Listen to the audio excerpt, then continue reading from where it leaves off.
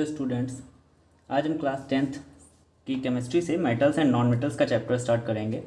Metals and non metals को पढ़ने से पहले एक बहुत ही बेसिक सा पॉइंट्स समझ लेते हैं कि हमारी पीरियोडिक टेबल में टोटल 118 एलिमेंट्स हैं और इन एलिमेंट्स को 3 पार्ट्स में क्लासीफाई कर सकते हैं। पहला मेटल्स, जो कि मोस्टली संख्या में पाए जाते हैं, पीरियोडिक टेबल में सबसे ज़्यादा मेटल्स ही हैं। सेकेंड नंबर पे आता है नॉन मेटल्स और थर्ड पे आता है मेटालॉइड्स। तो एक एक करके तीनों को स्टेप बाय स्टेप स्टडी करते हैं। सबसे पहले आता है मेटल्स। देखो, अब ये तो आपको पहले से ही पता चल गया पॉइंट्स में कि मेटल हो या नॉन मेटल हो या मेटलॉइड्स, तीनों ही एलिमेंट्स ही हैं, राइट। तो अगर ऐसा कोई एलिमेंट है जो आसानी से इलेक्ट्रॉनों को लूज़ कर देता है या डोनेट कर देता है ना, और अगर कोई भी मेटल या कोई भी एलिमेंट अगर इलेक्ट्रॉन को लूज़ कर रहा है, डोनेट कर रहा है, तो उसके पास इलेक्ट्रॉन चला गया तो उसके पास एक पॉजिटिव चार्ज आ जाता है ना। तो जब एक एलिमेंट इलेक्ट्रॉन को डोनेट करके एक पॉजिटिव आयन बनाता है या कैटायन बनाता है तो उसको हम बोलते हैं मेटल। जैसे कि ये एम मेटल लिया, एम मेटल ने इलेक्ट्रॉन को लॉस कर दिया, फिर ये एम पॉजिटिव हो गया। अब ये जो आयन बना, ये 2 तरह के बॉन्ड बना सकता है। पहला आयनिक बॉन्ड, दूसरा मेटेलिक बॉन्ड। मेटेलिक बॉन्ड कब बनता है? जब मेटल के साथ में ये जुड़ जाए, यानी कि कोई भी मेटल का आयन अगर दूसरे मेटल के साथ में बॉन्ड बनाएगा तो वो मेटेलिक बॉन्ड बनेगा। लेकिन अगर कोई भी मेटल का आयन यानी कि कैटायन किसी नॉन मेटल के साथ में जुड़ रहा है तब वो आयनिक बॉन्ड बनाएगा, राइट। सो दोनों में क्लियर रहना कि कब आयनिक बॉन्ड बनेगा, कब मेटेलिक बॉन्ड बनेगा। दूसरा पॉइंट आता है इलेक्ट्रोपॉजिटिव। मेटल्स इलेक्ट्रॉन को लूज करके पॉजिटिव आयन बनाते हैं, इसीलिए इन्हें इलेक्ट्रोपॉजिटिव एलिमेंट्स भी कहते हैं। इसलिए इन्हें क्या कहेंगे? Electropositive elements. ये आसानी से इलेक्ट्रॉन डोनेट कर सकते हैं। अब बात करते हैं इनकी अकरेंस। अकरेंस यानी कि इनकी प्रेजेंस कैसी होती है, कहाँ कहाँ पाए जाते हैं, किस फॉर्म में पाए जाते हैं, राइट। सो सबसे पहले आता है एल्यूमिनियम।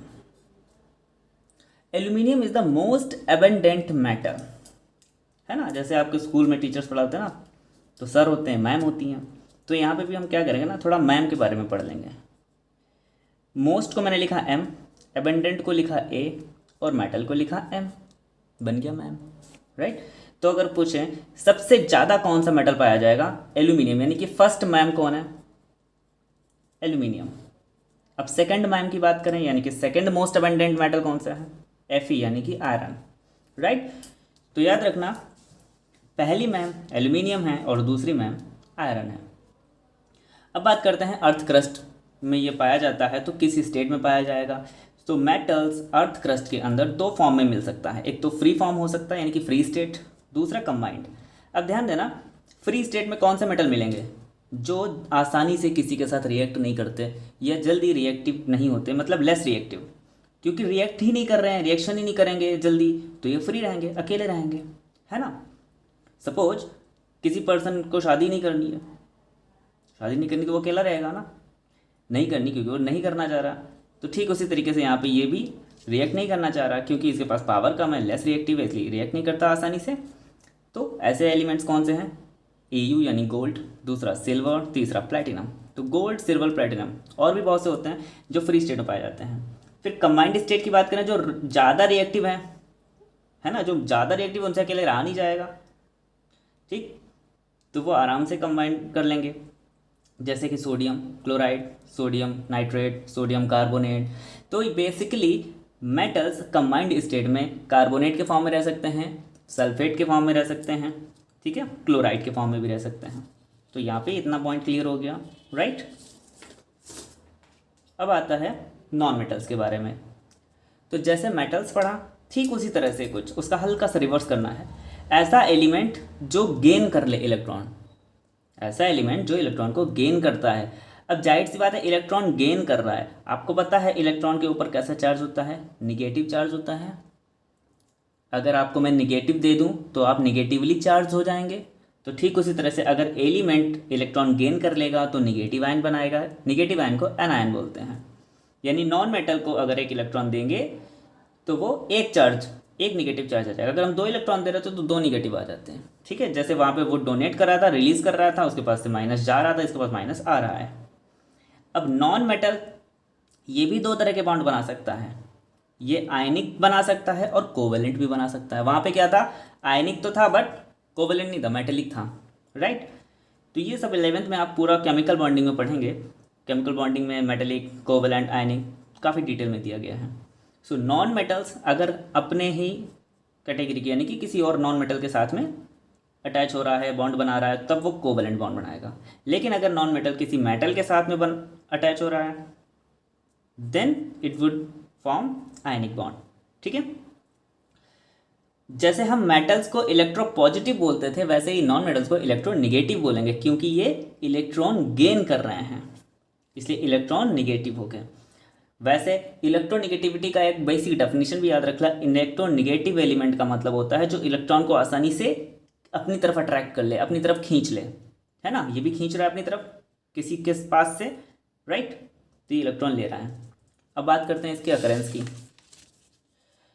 ये भी अर्थ क्रस्ट में ही पाए जाते हैं। इसमें अगर हम ऑक्सीजन की बात करें तो it is the most abundant non metal, और सिलिकॉन की बात करें तो second most abundant non metal. सबसे ज़्यादा कौन सा मिलेगा, ऑक्सीजन। सेकंड नंबर पे कौन आएगा, सिलिकॉन। उसके बाद अब हम पढ़ते हैं मेटल्स की प्रॉपर्टीज़ के बारे में। प्रॉपर्टीज़ 2 तरह की होंगी, पहला फिजिकल प्रॉपर्टीज़ और दूसरा केमिकल प्रॉपर्टीज़। तो फिजिकल प्रॉपर्टीज़ में स्टेप बाय स्टेप एक एक पॉइंट यहाँ पे डिस्कस करेंगे अभी कि फिजिकल स्टेट। सबसे पहले क्या आता है, फिजिकल स्टेट कैसी होगी इनकी। फिजिकल स्टेट का मतलब है ना, देखने से कैसे होंगे, छूने से कैसे होंगे, राइट। ऊपर से फिजिकली वो कैसे हैं। तो ज़्यादातर मेटल तो फिजिकली हार्ड होते हैं, हार्ड सॉलिड होते हैं, जैसे पत्थर की तरह, राइट। रूम टेम्परेचर पे ज़्यादातर मेटल्स तो सॉलिड होते हैं। उसका रीजन ये है कि मेटल के अंदर का जो एटम है वो आपस में इतना टाइटली पैक होता है कि अलग नहीं होता, आसानी से लूज नहीं होता। इसीलिए टाइटली पैक होने की वजह से, या रिजिड एक टर्म है, रिजिडली पैक्ड होने की वजह से वो हार्ड होते हैं। जैसे आयरन, आप लोहे को देख लो कितना हार्ड होता है। अब आता है बात एक्सेप्शंस की। केमिस्ट्री में एक्सेप्शन बहुत सारे हैं। फिजिकल स्टेट अगर जब हमने पढ़ी मेटल्स की तो पता चला कि वैसे तो ये हार्ड होते हैं, लेकिन सोडियम, पोटेशियम और मरकरी की बात करें तो ये हार्ड नहीं होते। इनमें मरकरी तो एक ऐसा मेटल है अकेला जो लिक्विड फॉर्म में पाया जाता है टेम्परेचर, रूम टेम्परेचर पे। तो मरकरी तो लिक्विड मेटल मिलेगा, है ना, थर्मोमीटर में देखते हो लिक्विड रहता है। बाकी सोडियम एंड पोटेशियम भी काफ़ी सॉफ्ट होते हैं, इतने सॉफ्ट कि इन्हें आसानी से काटा जा सकता है, नाइफ से आप कट कर सकते हो, ये इतना सॉफ्ट होते हैं, ठीक है। सेकेंड पॉइंट आता है हमारा melting point and boiling point. तो मेल्टिंग पॉइंट, बॉइलिंग पॉइंट इनका बहुत हाई होता है। उसका रीज़न क्या है, देखो अभी हमने पढ़ा था ना कि इनके एटम्स टाइटली पैक होते हैं। तो टाइटली पैक होने का भी तो एक रीज़न होगा। टाइटली पैक क्यों होते हैं, क्योंकि उनके एटम्स के बीच का जो फोर्स ऑफ अट्रैक्शन है वो काफ़ी स्ट्रांग होता है। अब अगर मान लो एग्जांपल ले लेते हैं हम, जैसे ये एक सर्कल बना हुआ है और इसके अंदर छोटी छोटी सी कुछ बॉल्स लगी हुई हैं। अब ये बॉल्स को मैं एटम मान लेता हूँ, ठीक है। ये बॉल्स को मैंने एटम मान लिया। अब ये बॉल्स आपस में एक दूसरे से बहुत अच्छे से कनेक्टेड हैं, बिल्कुल चिपकी हुई हैं। सपोज हमने फेविक्विक डाल दिया, एकदम चिपक गई, अब अलग नहीं हो सकती। तो ठीक वैसा ही यहाँ पे स्ट्रॉन्ग फोर्स लगा उनके बीच में, इसीलिए इनका melting point, boiling point high होता है। मतलब अगर किसी को हम गर्म कर रहे हैं, बॉयल कर रहे हैं, तो उनके बीच के एटम्स ब्रेक होने चाहिए, बट वो ब्रेक नहीं होंगे। क्यों? क्योंकि उनके बीच स्ट्रॉन्ग फोर्स ऑफ अट्रैक्शन है। यहाँ पे भी एक्सेप्शंस आते हैं, जैसे सोडियम, पोटेशियम, सीजियम और गैलियम। इनका मेल्टिंग पॉइंट्स, इन चारों का मेल्टिंग पॉइंट्स काफ़ी लो होता है। इवन आपको सुन के थोड़ा हैरानी होगी कि सीजियम एंड गैलियम का तो इतना ज़्यादा मेल्टिंग पॉइंट लो होता है कि अगर आप अपनी हथेली पे भी सीजियम को रखो तो वो पिघल जाएगा, गैलियम को रखो तो वो पिघल जाएगा, ठीक है। ये हो गया। अब आता है हमारा तीसरी प्रॉपर्टी, लश्चर। लश्चर का मतलब होता है शाइन, यानी कि चमक। आपने देखा होगा ऑर्नामेंट्स को, सोना, चांदी, है ना, इनको अगर आप देखोगे तो ये बहुत चमकते हैं, इतना शाइनिंग होते हैं। अगर प्योर गोल्ड है तो बहुत शाइन करेगा। तो अगर मेटल अपनी प्योर फॉर्म में है तो उनके जो सरफेस होते हैं वो शाइनी होते हैं एंड रिफ्लेक्टिंग होते हैं, है ना। नोट्स के लिए आप ये लिख सकते हो कि most of the metals have their surface, कैसी सरफेस, शाइनिंग एंड रिफ्लेक्टिंग। क्यों होती है? उसका रीजन ये है कि इनके अंदर फ्री इलेक्ट्रॉन्स पाए जाते हैं और ये फ्री इलेक्ट्रॉन्स वाइब्रेट करते हैं। तो इलेक्ट्रॉनिक वाइब्रेशन की वजह से वो चमक आती है, शाइनिंग आती है। एग्जाम्पल गोल्ड है, उसके अलावा सिल्वर भी हैं और बहुत सारे मेटल्स करते हैं, ठीक है। लेकिन मेटल प्योर फॉर्म में होना चाहिए। अगर मेटल इम्प्योर फॉर्म में होगा तो उतना शाइन नहीं करेगा, इसलिए बोलते हैं ना शुद्ध सोना, प्योर गोल्ड होना चाहिए। चलिए ठीक है, फिर नेक्स्ट प्रॉपर्टी आती है मैलिएबिलिटी। मैलिएबिलिटी में क्या रहता है, जो मेटल्स हैं उन्हें हम बीट करके एक पतली सी शीट यानी कि चादर में बदल सकते हैं, है ना। जैसे कि आप लोग एल्यूमिनियम की फॉयल देखते हो, है ना, रोटी को रैप करने के लिए खाना पैक करते हैं तो एक पतली सी रैप होती है, एल्यूमिनियम की फॉयल यूज़ की जाती है।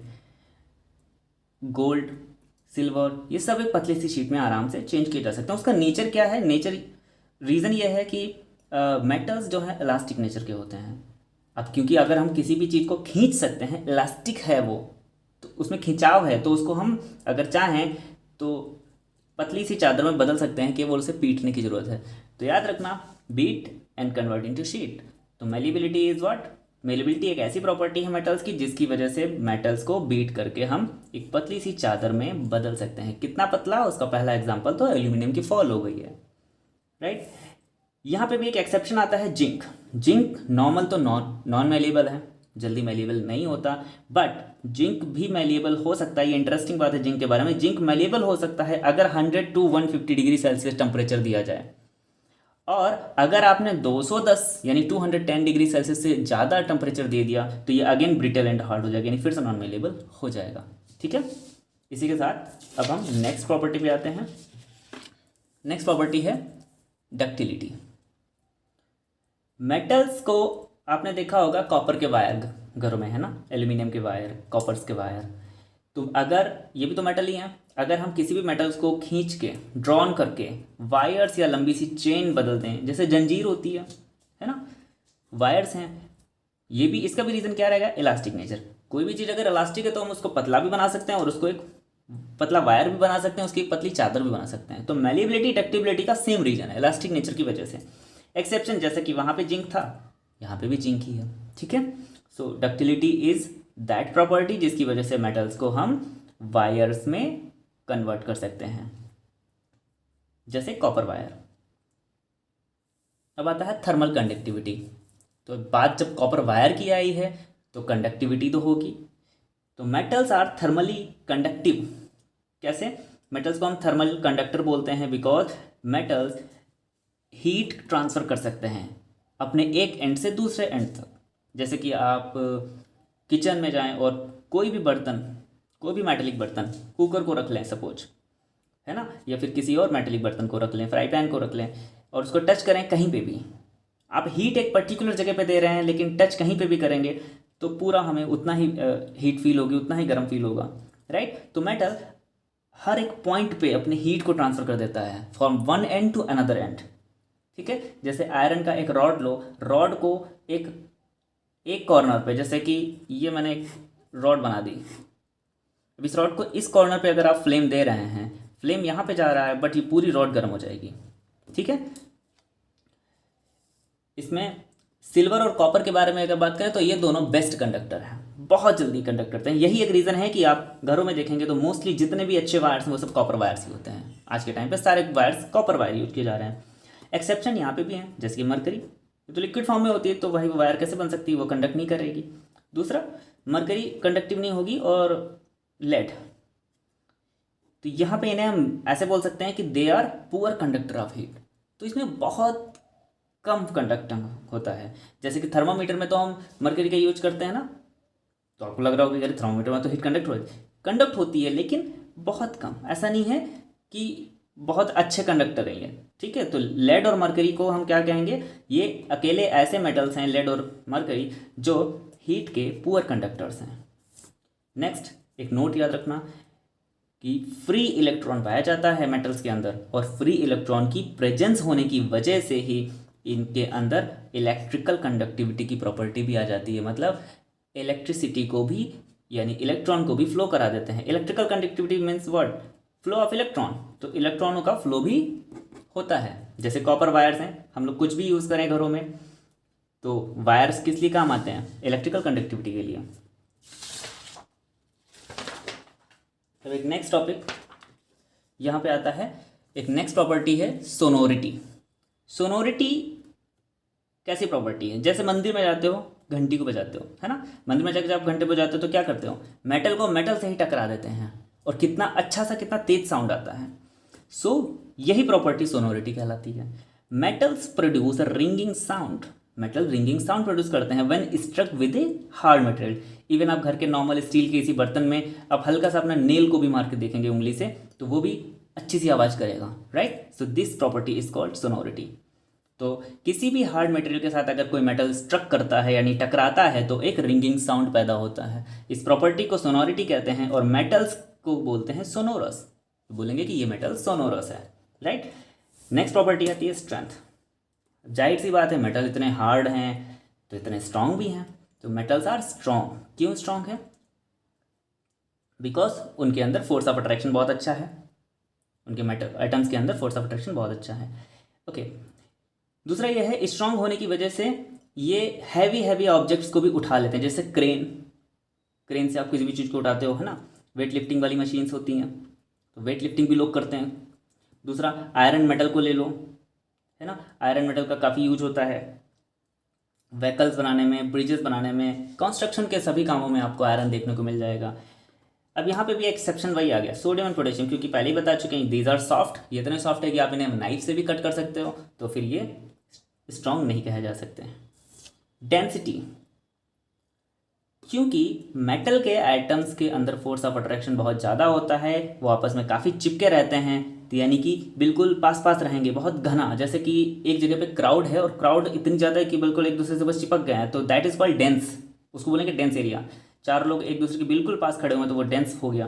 तो यहाँ पे भी एटम्स बिल्कुल पास पास होते हैं, इसलिए इनकी डेंसिटी बहुत हाई कही जाती है। एक्सेप्ट सोडियम एंड पोटेशियम, इनके पास लोग पास पास नहीं होते, एटम्स पास पास नहीं होते, उतना अच्छा फोर्स ऑफ अट्रैक्शन नहीं होता, इसलिए ये सॉफ्ट है। नेक्स्ट प्रॉपर्टी आती है कलर।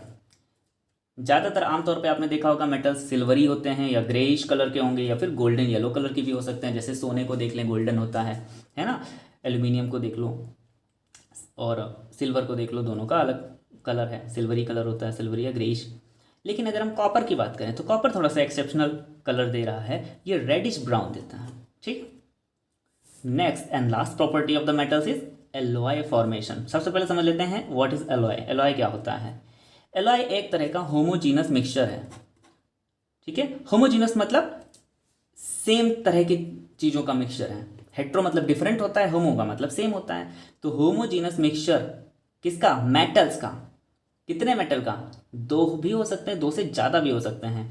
तो दो या दो से ज़्यादा मेटल्स के मिक्सचर, कौन सा मिक्सचर? होमोजीनस मिक्सचर को ही हम एलॉय बोलते हैं। फॉर एग्जाम्पल ब्रास, ब्रास एक तरह का एलॉय है। किसका एलॉय है? इट्स कॉपर एंड जिंक का एलॉय। तो पूछ लेंगे कॉपर एंड जिंक का एलॉय क्या कौन सा है? ब्रास। तो आप ऐसे बोल सकते हो brass is an alloy of copper and zinc, या फिर brass is a mixture of copper and zinc, ठीक है। तो इसी के साथ हमारा मेटल्स की सारी प्रॉपर्टीज खत्म हो गई एंड मेटल्स के बारे में बेसिक इंफॉर्मेशन फिनिश। अब आएगा केमिकल प्रॉपर्टीज, है ना। तो फिजिकल प्रॉपर्टीज अभी हमने फिनिश की हैं, सारी प्रॉपर्टीज में हम फिजिकल की सारी प्रॉपर्टीज फिनिश हुई हैं, केमिकल की नहीं। तो नेक्स्ट टॉपिक रहेगा chemical properties of the metals, ठीक है। उम्मीद है आपको समझ में आया होगा एंड थैंक यू।